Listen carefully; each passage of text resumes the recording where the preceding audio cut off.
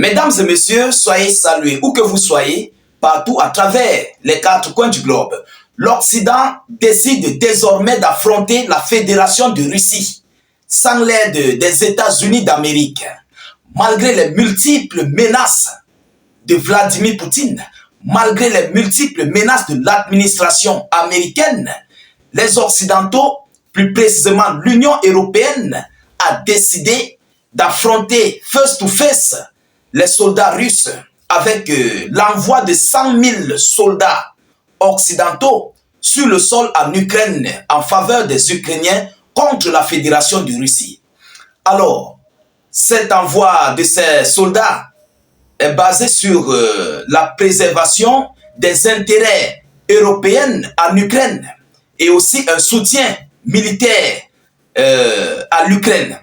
Chers dames, chers messieurs, nous avons observé des multiples déclarations que Vladimir Poutine a émises. Nous avons vu ce test de missile Oreshnik qui a fait parler, qui a fait couler assez d'encre. Mais le bloc européen de l'Union européenne décide de balayer toutes ces menaces et ont donc décidé de mettre sur pied 100 000 soldats qui seront déployés, sur plusieurs zones déjà réparties. Je vais vous donner les déclarations tout à l'heure. 100 000 soldats ont déjà leur zone répartie. Ah oui, moi j'appelle ça du suicide. Parce que, vu ce que la Fédération de Russie fait, vu les armements que la Russie possède, face à ces soldats, ils s'en vont au repos éternel. C'est un repos éternel mais gigantesque. Et ils ne comprennent pas qu'ils ne pourront jamais faire face à la Fédération de Russie. Ils ne comprennent pas qu'ils n'ont pas le carreau de la Fédération de Russie. Alors ils ont donc décidé, vous savez, ils ont compris qu'avec Donald Trump, ils ne pourront pas arriver au bout de leurs objectifs. Donc maintenant, ils ne comptent plus sur les États-Unis d'Amérique. Qu'est-ce qu'ils ont déclaré? Qu'est-ce qu'ils ont dit, mesdames et messieurs? Rassurez-vous d'abord de pousser beaucoup de j'aime et de mettre suffisamment de cœur et aussi de partager la vidéoconférence dans tous les groupes possibles. Alors, selon les informations officielles, l'Occident envisage le déploiement en Ukraine de 100 000 soldats de paix après le gel du conflit ukrainien pour une revanche. 100 000 soldats de paix. Est-ce que Poutine vous a dit que lui, il a besoin des soldats européens du côté de l'Ukraine? Est-ce que c'est un stratagème pour les Otaniens, pour l'Union européenne, de commencer à transférer leurs troupes sur le sol en Ukraine? Alors, on va continuer. Le bureau de presse du service russe de renseignement extérieur indique que l'idée de geler le conflit pour établir la capacité de combat ukrainienne est liée à l'absence de perspective d'infliger une défaite stratégique à la Russie. Pour ce faire, l'Occident aura besoin d'occuper l'Ukraine en déployant 100 000 soldats de paix. Donc, en d'autres termes, on peut le dire, c'est un début de l'entrée de l'Ukraine dans l'Union européenne et dans l'OTAN.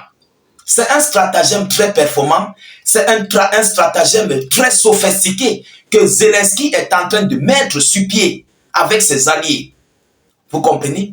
Pendant ce temps, la Russie avait donné ses ultimatums qui ne veut pas voir des soldats de l'OTAN ou bien de l'Union européenne sur le sol ukrainien. Parce que lorsqu'ils sont là-bas, ils sont là pour équiper l'Ukraine, pour fournir des armes, des renseignements, tout ce qui s'ensuit à l'Ukraine, pour attaquer sur la Fédération de Russie. Alors, l'Occident envisage de répartir le territoire de manière suivante. Écoutez, comment ils vont répartir? Le littoral de la mer Noire, Roumanie, c'est la Roumanie qui va gérer. La région occidentale, c'est la Pologne qui va gérer. Le centre et est, c'est l'Allemagne qui va gérer. Le nord et capitale, c'est le Royaume-Uni qui va gérer. Donc, ils ont déjà tout réparti. Comment ils vont transférer leurs soldats de paix? Soi-disant les soldats de paix. Mais ce sont des soldats qui se prépareront ici à une gigantesque guerre contre la Russie. Parce que Volodymyr Zelensky l'avait dit qu'il va organiser un cessez-le-feu et revenir. Il va d'abord organiser un cessez-le-feu, laisser la Russie avec ses terres provisoirement et revenir les récupérer. Donc, voilà donc l'entrée de Volodymyr Zelensky. Voilà ces stratagèmes qui sont en train d'être mis sur pied. Alors, selon un haut responsable estonien de l'Union européenne, qui dit, il s'appelle M. Kalex, il n'exclut pas l'envoi de troupes européennes en Ukraine. Donc, lui, il donne le feu vert. Mais quel est son poste? Qui est-il? Le nouveau haut représentant pour les affaires étrangères et la politique de sécurité de l'Union européenne, l'ancien premier ministre estonien Kaja Kallas n'a pas exclu l'envoi de troupes européennes en Ukraine. Il n'exclut pas. Donc pour lui, il faut que ces soldats de l'Union européenne puissent se retrouver, puissent se rendre du côté de Kiev. Soi-disant pour eux, comme je le dis, parce que nous savons que ce ne sont pas des soldats de paix, ce sont des soldats de guerre. Ce sont des soldats de guerre.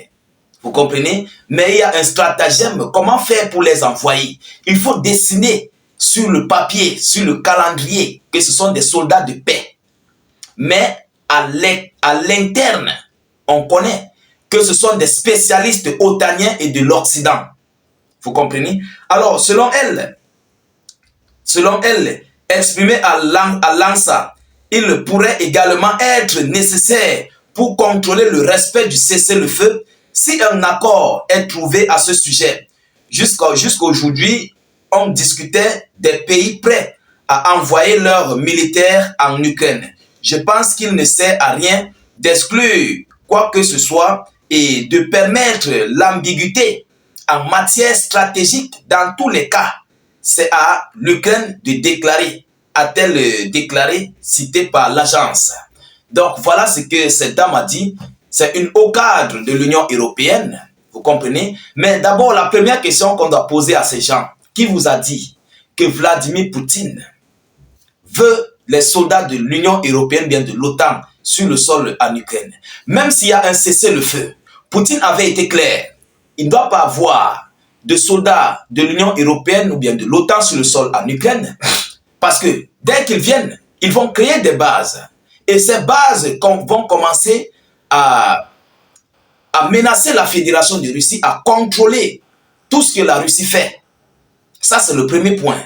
Le deuxième point, c'est que leur arrivée sur le sol en Ukraine permettra à l'Ukraine une autre voie, un autre moyen d'entrer et d'intégrer, mais officiellement dans leurs alliances Union européenne comme OTAN. Alors, c'est un stratagème très puissant, c'est un stratagème très sophistiqué. Et pendant ce temps, la résolution de paix n'est même pas d'ailleurs, est déjà présente. Mais l'Occident se prépare à transférer des soldats. Est-ce que Poutine lui-même ne peut pas assurer la paix en Ukraine? Hein? Est-ce que la Russie est incapable d'assurer la paix elle-même du côté du sol ukrainien? Je pense que les Occidentaux sont en train de créer tous les voies et moyens pour se préparer ou bien pour faire une vraie guerre contre la Fédération de Russie. Parce qu'on ne comprend pas. Jusqu'à 100 000 hommes. 100 000 hommes. Qu'est-ce qu'ils vont faire? Le chiffre est énormissime. On doit parler au moins de 20 000, 15 000 ou bien 10 000. Ou 5 000. 5 000 même c'est bon. Mais jusqu'à 100 000 soldats de paix. 100 000. Mais ça c'est déjà un groupe d'une attaque. Oui, il faut qu'on se dise des vérités. Pour eux, ils se disent que ce sont des soldats de paix. Mais nous, en tant que visionnaires, en tant qu'analystes, on voit déjà ça comme des préparatifs imminents de jets contre la Fédération de Russie. C'est de ça qu'il s'agit. Alors après le cessez-le-feu, ils envoient des soldats et après, l'Ukraine vient revendiquer ses territoires avec ses 100 000 soldats et ceux qu'ils vont former et ajouter encore de plus. Voilà le stratagème. Mesdames, Mesdemoiselles et Messieurs, et tout ça doit se passer après que l'Ukraine ait déjà intégré l'OTAN et l'Union européenne. C'est de ça qu'il s'agit.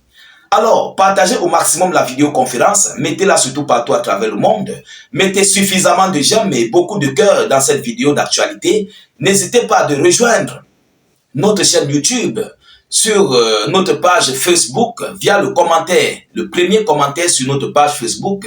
Cliquez sur le lien bleu en commentaire, ça vous conduit automatiquement sur notre chaîne YouTube et vous vous abonnez. Donc vous cliquez sur le bouton s'abonner et puis vous activez la cloche de notification qui apparaîtra. Si vous êtes nouveau sur notre page Facebook ou bien sur YouTube, sur Facebook, abonnez-vous. Juste là en dessus, sur suivre en bleu. Et sur YouTube, regardez quelque part en dessous là, vous cliquez sur le bouton s'abonner et vous vous abonnez, vous activez la cloche qui apparaîtra pour ne plus rater nos prochaines vidéos d'actualité. Alors, mettez suffisamment de commentaires, mettez suffisamment de cœurs, des étoiles en commentaire. Si vous n'avez rien à écrire, vous pouvez mettre salut, état d'urgence en commentaire ou encore vive la paix dans le monde. Je vous reviens tout à l'heure pour une prochaine série d'actualités. Soyez encore salués une fois de plus. Ciao, ciao.